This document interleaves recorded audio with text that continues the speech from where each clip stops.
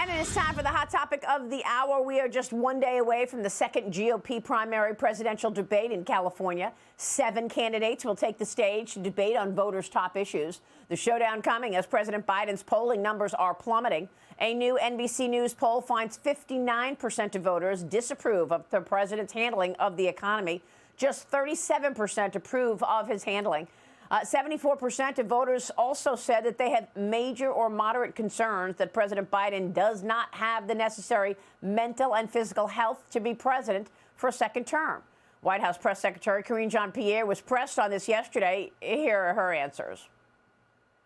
Polls are polls, right? They are going to be all over the place. They're going to, they don't tell the whole story, actually. And that is just the way a poll is. What we're going to focus on is how we can continue to do the job that the president promised that he would do, is make Americans' lives a little bit better, give them that breathing room.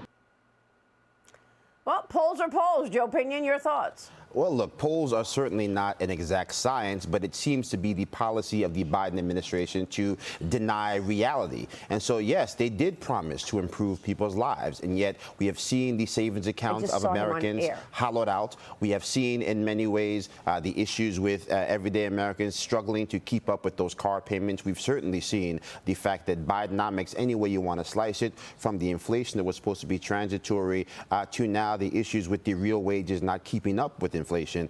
The economy is not working, and President Biden continues to tell people, your eyes are lying to you. No, they're not. He is lying to you, and it's time for the American people to finally put his policies where they belong, the dustbin of history. Increasingly, American people are figuring this out, Joe, don't you think? I mean, you've got these polling numbers, telling us that most people are disappointed.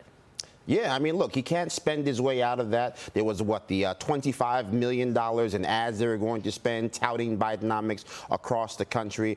Most people recognize that when they go to try to figure out how they're going to make ends meet, they can't actually take an IOU from Joe Biden with them to the bank or to their creditors. So $1 trillion in personal credit card debt is what is hanging over the heads of most Americans. The highest credit card debt interest payment since we started tracking the statistic in 1990. Over 20%. Those are the realities. There's no way to cut it. And no matter how many times Jean-Pierre wants to try to spin, the spin will have Americans in a tailspin because it's not working.